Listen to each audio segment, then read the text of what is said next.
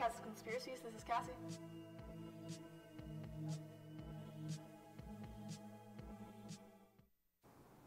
Hey, what's up, you guys? Yes, it's Cassie, and on today's episode of Crazy Cassie's Conspiracies, we will be talking about the unsolved murder of Natalie Wood.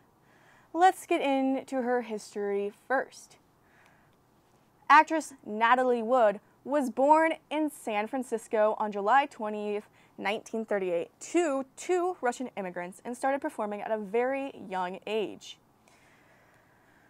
Her mom enrolled Natalie into ballet classes, and at 4 years old, Natalie landed her first film role, a big part in Happyland 1943, which happened to be filming in Santa Rosa, California, where she was living at the time. Then, she was in the 1946 drama Tomorrow is Forever with Claudette Colbert and Orson Welles. In 1947, she again won over her fans with her first starring role in Miracle on 34th Street. At 16 years old, she co-starred with James Dean in A Rebel Without a Cause, 1955, and in 1961, she played Maria in West Side Story and was nominated for an Academy Award for her performance in Splendor in the Grass. While she was famous for her acting roles, she was also well known for her personal life, having numerous relationships, both public and secret, with her co-stars, colleagues, and other stars. She dated actor Dennis Hopper, Hotel Dynasty heir Nicky Hilton, and even singer Elvis Presley. Then in 1957, 18-year-old Natalie Wood married Robert Wagner, who was 8 years older than her. The pair, although a hot topic in the media, did not last and divorced in 1962. Natalie, reaching a bad point in her life, tried overdosing, and as part of her recovery, she took a break from making movies. But then, in 1961, she married Richard Gregson, a writer and producer. The couple had a daughter, Natasha. The following year, in 1972, Wood's crazy life took another turn. She divorced Gregson and decided to remarry Wagner. They had one child, a daughter named Courtney, born in 1974. And this time around, Wood seemed to devote more time to her family rather than her career. Let me also state that Natalie had an enormous fear of water, a well-documented fear of water, in fact. Her fear was so strong that the actress would not even go in her own swimming pool. At 4 years old, her mother took her to go see a Russian psychic who predicted that Natalie would die by drowning, and her mom always told her to fear dark water. Now, after this break, we'll get into what happened the day of her death.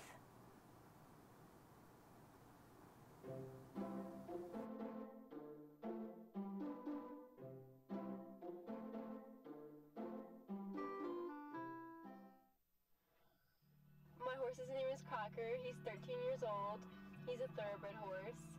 I've had him since August, and he's definitely the best horse I've ever had.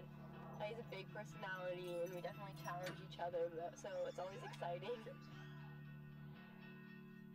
When I was 2 years old, my mom stuck me on the back of a pony, and ever since then, I never shut up about horses. I can't imagine my life without it.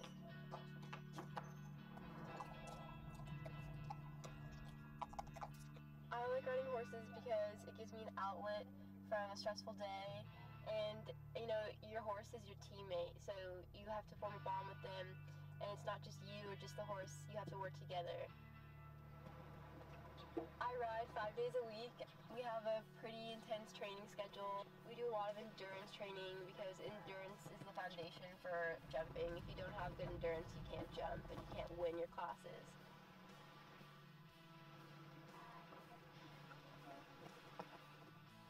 My favorite part of riding is definitely just the bond you have with your horse. Your horse knows you and you know them. You know he's always going to be there for you.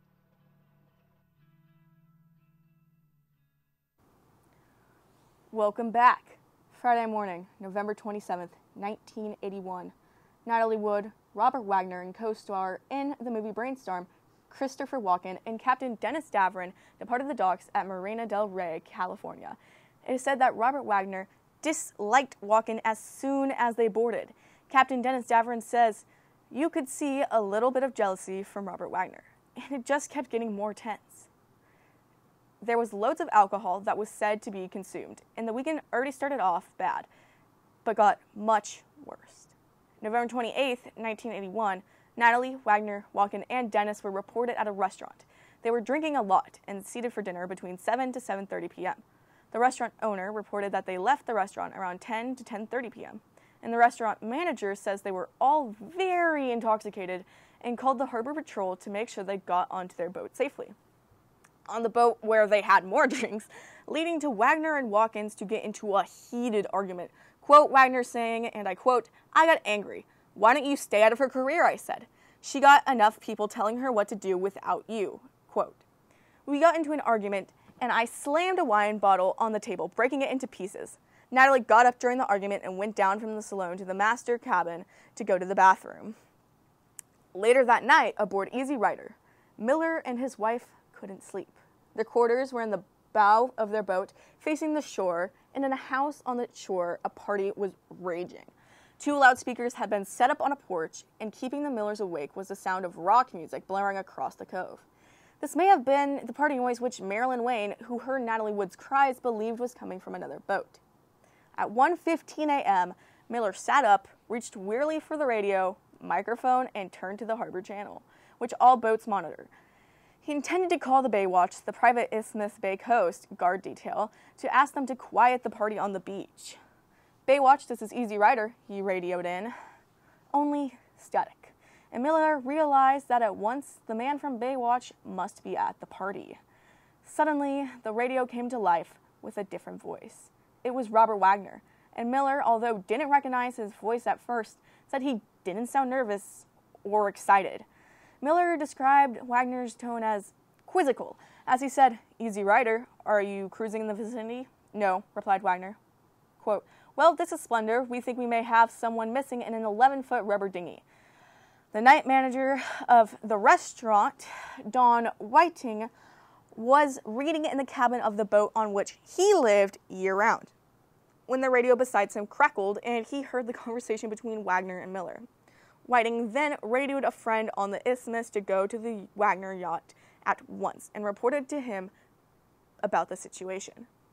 30 minutes later, private boats of the Baywatch Harbor Patrol, boats and Coast Guard helicopters began to crisscross the ocean in search of Natalie. 7:30 a.m., a helicopter was reported to see a red spot in the water, and there she was, face down in a red jacket. Natalie Wood floated, her hair splayed out in the water. Her body was no less than 1 mile south of the Wagner yacht, of an isolated cove known as Blue Cavern Point. The missing dinghy was discovered on the shore even farther to the south. The key in the ignition of the boat was turned to the off position. The gear was in neutral, and the oars were tied down. Police were confused as to the dinghy had obviously not been used. Even weirder, Wood's clothes. She was dressed in only a nightgown, knee-length wool socks, and a down-filled jacket, which is a heavy jacket. It was obvious that she had not dressed for a boat ride, and yet police believed she must have untied the line which held the dinghy to the yacht, which makes no sense. Pamela Ecker, a skilled investigator on the medical examiner's staff who was dispatched to Catalina, who interrogated Robert Wagner, who told her that after they had returned from the restaurant that night, he and Walken went to the wardroom of the yacht for a nightcap, while Natalie retired to her quarters. And that's the last time he remembered seeing his wife, was about 11:15. And then sometime around midnight, he noticed she was missing. After this break, we will get into the theories of what exactly happened to star Natalie Wood.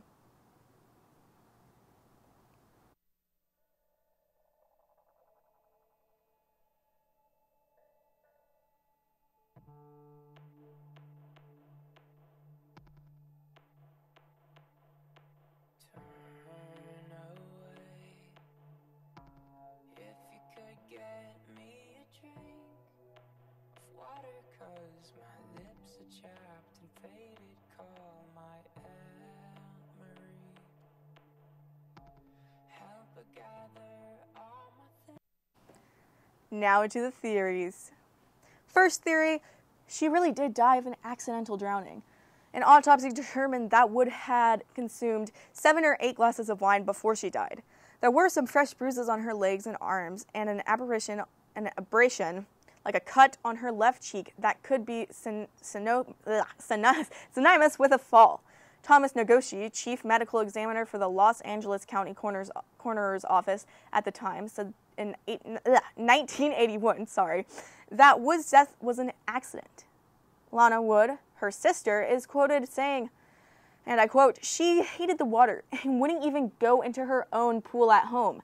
And then in a 1986 biography, Robert is quoted saying, "It was only after I was told that she was dressed in a sleeping gown, heavy socks, and a parka that it dawned on me what had really occurred." Natalie obviously had trouble sleeping with the dinghy slamming against the boat. Wagner wrote in Heart to Heart, "She probably skidded on one of the steps after untying the rope. The steps are slick as ice because of the algae and seaweed that's always clinging to them. After slipping on the steps, she hit her head against the boat. I only hope she was unconscious when she hit the water." And an autopsy determined that Wood had consumed 7 or 8 glasses of wine before she died, which could mean that a lot of things with the fall. Thomas, chief medical examiner from the Los Angeles, said that the death was an accident, and he later went more into detail in his book, which detailed a number of celebrity postmortems he worked on. That scratch mark on the side of the dinghy indicated she had grabbed it, but likely the parka she had been wearing weighed her down. Clinging to the dinghy, she drifted further from Splendor and ultimately couldn't hang on any longer. Theory 2. Robert Wagner. In fact, as recent as February 7th, 2018, he was made the main person of interest in this case. Wagner is now a person of interest because new witnesses have provided a statement that portray a new sequence of events on the boat that night. Even though in the beginning, only 2 weeks later, it was concluded that she slipped, and the case was named an accidental drowning. But then, 2012, the coroner's office amended the cause of death on Wood's death certificate from drowning to drowning and other undetermined factors. According to reports, when she was found, the autopsy showed that she had bruises and scratch marks that were said to be fresh, but happened before the drowning. Though they had not arrested Wagner, though Los Angeles County Sheriff Department Lieutenant John Corina said 48 hours that I think the, and I quote, "I think they can constantly change his story a little bit, and his version of events just don't add up." Quote, "Investigators are also placing confidence on Davern, who admitted in 2011 in an interview on NBC's Today Show that he lied during the initial investigation. His new story has been that there was a fight on the boat that somehow resulted in Wood's death. When asked why he was coming forward after, at the time, 30 years, he said, I quote, "I've been trying to tell information about this for many, many years, but there wasn't really anyone listening until now," and I quote. And Wagner, he's just not talking because of the Fifth Amendment that gives him the absolute right to remain silent, lest he incriminate himself. While investigators do not like it, and even many deem it suspicious, no jury will ever be permitted to infer that his silence equates with guilt. In fact, a judge will specifically instruct the jury not to do so. So while investigators may be upset and the public may look at Wagner cross-eyed, his silence is the most appropriate legal course of action to take and can't be used against him. Okay, now you're probably wondering, what exactly is Wagner's motive to killing his beautiful wife? Jealousy. Because in Davern's account, which he gave when the case was reported after authorities received additional information about Wood's alleged drowning back in 2011, he remembered feeling growing tensions between Wagner and Wood, who were married at the time. When Davern opened a bottle of wine, Wagner smashed it in front of Wood and Walken, and he yelled at Walken, "What are you trying to do, bleep my wife?" People's Magazine reports that Los Angeles County Sheriff's Lieutenant recounts Davern saying of Wagner on an upcoming 48-hour special, but Wagner's account claims Natalia wasn't there for the wine bottle smashing. But Davern also is counted as saying, and I quote, "The only thing I know is what happened on the boat that night. I really can't say that I would think Wagner is responsible, and I quote. But then Davern says that Wood disappeared after the argument, which was around 11 p.m. that night off the boat. I quote, "Get off my effing boat," and I quote. He remembers shouting at her at one point in the night. Later on, Davern recalled a distraught Wagner telling him that, and I quote, "Natalie is missing," quote, but said, I quote, "We're not going to do that," and I quote, when Davern suggested radioing for help. Quote, "We will wait to see if she returns." Davern recalled Wagner telling him, of course she never returned and was found floating lifeless in the water hours later the next morning. So why did he wait? Why didn't he call in immediately if he was worried? Personally, I believe all the evidence points to Wagner killing Natalie out of jealousy. I also find the fact very suspicious that he waited, like that he had, like, you know, a specific what must have happened account of her death. But this case is still deemed a mystery. Hopefully they can solve the tragic death of this beautiful star. I'm Cassie, and this has been Crazy Cassie's Conspiracies. See you guys next week. Bye.